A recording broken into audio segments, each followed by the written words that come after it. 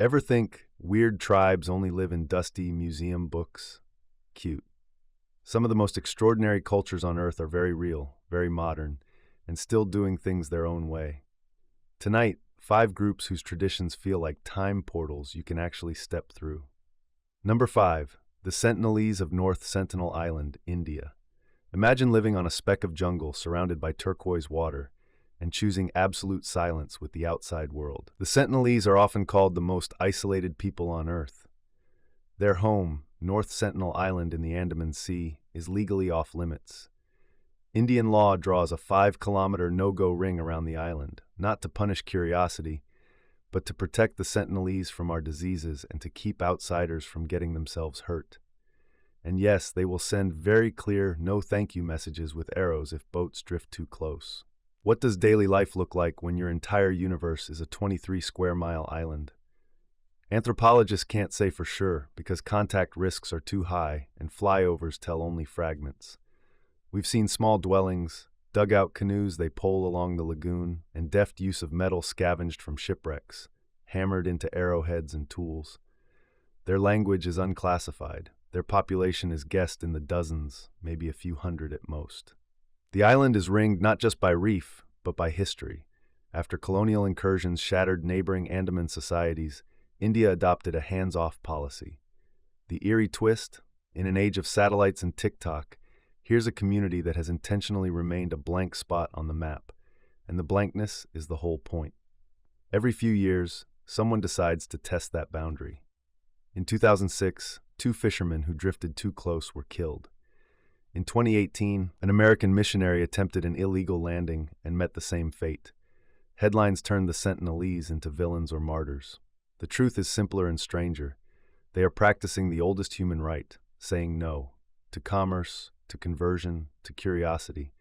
It's a refusal that forces a modern question back at us.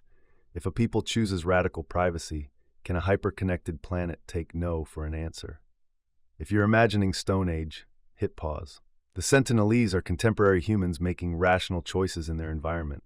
They adopt materials when it suits them, wreck metal points for instance, and reject the rest. The danger isn't their primitive state, it's our colds, flus, and appetites for stories.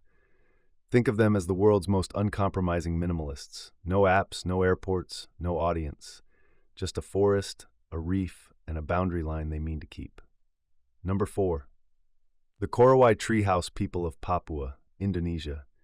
Deep in the lowland rainforests of southeastern Papua, some Korowai families traditionally built homes that seem to levitate.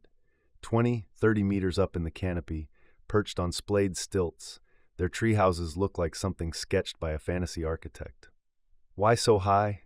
The practical answer blends ecology and social life.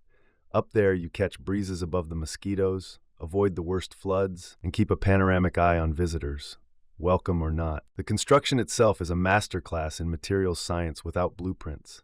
Sago palm for floors, carefully notched supports, lashing that flexes rather than snaps. When you climb to a Korowai house on a swaying ladder, you understand instantly. This isn't eccentric, it's engineered. Now about the sensational stuff you've heard. Treehouse cannibals, anyone? Here's where the story gets messy. Media crews in the late 20th century filmed traditional scenes that local critics and some researchers later argued were exaggerated or staged for outsiders. The Korowai do have beliefs about kakua, witches who devour victims from within, and accounts of retaliatory killings exist in older ethnography. But presenting the entire people as cannibal caricatures misses everything that matters. Gardening and sago processing as daily lifelines, kin networks that decide who builds and where, trade relationships that now weave into town markets, and a pragmatic openness to tools, schools, and clinics when these help. Today, many Korowai split time between forest hamlets and roadside settlements. Some treehouses are built low for show, others still pierce the canopy in places tourists will never see. A teenage boy may climb down from a lofty home to a smartphone charged at a generator and a ride on a motorized canoe. Is that contradiction, or just modern life? Papuan edition? The eerie twist isn't height, it's how quickly the ground beneath traditions shifts once cameras and cash arrive. When authenticity becomes a product, who gets to decide how high a house should be? Think of a Korowai treehouse like a brilliant living compromise between the swamp and the sky, between safety and sociability. You could call it weird, or you could recognize it as architecture tuned to a very specific world, as precise as any urban high-rise, just with a better view of the stars. Number 3. The Bajau Laut Sea Nomads, Maritime Southeast Asia. Picture a childhood where your playground is the ocean and your front porch is the bow of a boat. The Bajau Laut, often called the sea nomads, have spent centuries living on stilt villages and houseboats scattered across the waters of the Philippines, Sabah, Malaysia, and eastern Indonesia. They fish, trade, and travel on routes their grandparents knew by the color of the water and the mood of the tides. The romance is real, but the science is the plot twist. Bajau divers regularly work at depths that make the rest of us pop our ears and bail. Some studies suggest they've adapted physically to this life. Larger spleens, the body's natural oxygen reservoir, altered blood flow responses, and practiced techniques let them stay down longer, calmer, safer. It's as if the sea sculpted a tiny physiological edge, microevolution in real time. How long can they stay under? You'll hear legends, 5, 6 minutes. In practice, many Bajau make dozens of dives a day, 1 to 2 minutes at a time, repeatedly, with the relaxed efficiency of people calibrating a skill they learned before memory. Their gear ranges from wooden goggles and hand spears to modern masks, fins, and compressors. The latter is controversial. Cheap, unregulated air can lead to decompression sickness, the bends, and blast or cyanide fishing, historically used in some areas, scarred reefs. Conservation rules and crackdowns now push for sustainable methods, and many Bajau communities are active partners in reef protection and seagrass restoration, because if the reef dies, so does dinner. Here's the everyday magic. A Bajau fisherman reads the surface like code, the ripple that means a school turning, the shadow that means octopus, the pattern that means drop now. Kids learn to swim before they can walk. They anchor a boat over seagrass flats and pluck shellfish with the casual grace of someone reaching into a pantry. Home might be a lepa-lepa houseboat with a cooking fire near the bow, chickens in a crate, and a baby swaying in a sling as the tide hums beneath.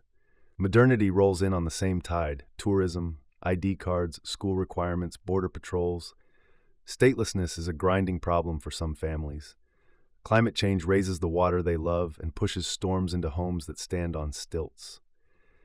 And yet, watch an elder teach a child to equalize pressure with a tiny pinch of the nose and a nod, and it feels like you're seeing a craft as refined as violin or ballet, just wetter. The Bajau aren't mermaids. They're mariners who've turned an ocean into a neighborhood, and their bodies and lives tell the story. Number 2. The Toraja of Sulawesi, Indonesia. In the Toraja highlands, mountains fold like green origami, and the roofs of tongkonan houses curve upward like buffalo horns catching the sky. Here, death isn't a full stop. It's a long, elaborately punctuated sentence.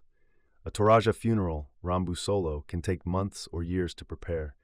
Families save money, gather relatives from far cities, and hold ceremonies where water buffalo and pigs are sacrificed, not as gore for gawkers, but as gifts that bind kin, repay obligations, and smooth the soul's path to Puya, the land of the dead. The deceased may remain in the family home, carefully preserved, spoken to, cared for as sick until the proper rites are possible. Daily life twines around this presence with matter-of-fact tenderness. Rice cooked, chores done, grandma included. Then there's Menene, the cleaning of the ancestors. On certain occasions, families open stone graves, gently lift the preserved remains of loved ones, change their clothes, and walk them through the village. Outsiders see a shock image. Toraja see continuity, love refusing to let memory fade into abstraction. The aesthetics are cinematic. Cliffside burial niches guarded by tau-tau, wooden effigies, funerary grounds like galleries of sculpture and story. But behind the spectacle is a practical philosophy. Death tears holes in the fabric of community. Ritual stitches them shut.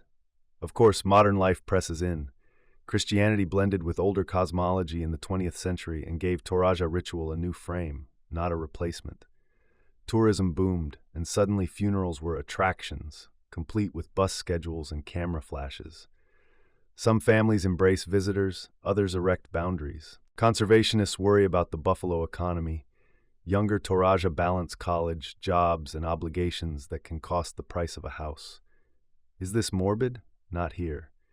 It's social insurance, identity, and a calendar that remembers the dead without letting them dominate the living. If weird means treats death like part of life, then the Toraja are gloriously weird, and maybe wiser than the rest of us. Think of their high-peaked houses as architecture with memory, and their funeral art as a community's way of saying what every obituary tries and fails to capture. This person mattered. Still does. Number 1. The Satare Mawe and the Bullet Ant Gauntlet, Brazil. Deep in the Brazilian Amazon, the Satare Mawe, the originators of the guarana plant's domestication, mark a boy's passage to manhood with a ritual that sounds like a dare out of a fever dream. They weave leaf gloves and pack them with dozens of bullet ants, giants of the ant world whose sting is often described as the most painful on earth. The ants are sedated with smoke while the glove is made. When they wake, they are not happy. The initiate slips both hands inside and holds, for minutes, then again and again. Over months, sometimes years, the boy endures multiple rounds, hands trembling, body shaking, elders chanting, community circling like a force field. Why? Not for cheap macho points. The pain is a teacher, a purifier, a way to show endurance, discipline, and commitment to the group. Neurochemically, the venom, loaded with ponerotoxin, lights up nerves like a thunderstorm. Culturally, the experience reframes fear. After you've danced with lightning in your hands, other terrors shrink. Elders instruct boys on breath, posture, and focus, techniques as exacting as any athlete's training. The result is less superhero than citizen, a young man forged to protect, provide, and respect boundaries spelled out in story and song. Of course, YouTube turned the ritual into viral shock content. Teenagers far away stuffed random ants into gloves and called it anthropology. That misses the point and the risk. Outside the ceremonial frame, without species knowledge, plant preparations, and medical wisdom, copycat stunts court injury. Within the Satare Mawe world, the bullet ant ordeal sits inside a curriculum. Forest skills, plant lore including guarana's energetic seeds, kin obligations, and a cosmology that ties humans to a living, speaking landscape. The Satare Mawe aren't frozen in time. They navigate schools, markets, conservation projects, land rights battles. Young people use smartphones, elders use radio, everyone uses the river. But when initiation season turns, the gloves come out, chants rise, and boys step into a ring of pain that's also a circle of care. Weird? Only if we pretend modern life has better ways to teach courage. Imagine if our graduations demanded not just exams, but proof you could hold steady when the world bites back. Here's the twist that ties all 5 together. What looks weird at a glance is usually just logic you haven't learned yet. A no-contact island is a health policy. A sky house is a flood plan. A funeral that lasts a year is social glue. A sea people's body is tuned like a freediver's instrument. A venom gauntlet is a school of the soul. Want more deep dives into living cultures that bend your sense of what's normal? Hit subscribe. Next time, we'll count down the most astonishing rites of passage you've never heard of, and why somebody, somewhere, might need them more than we do.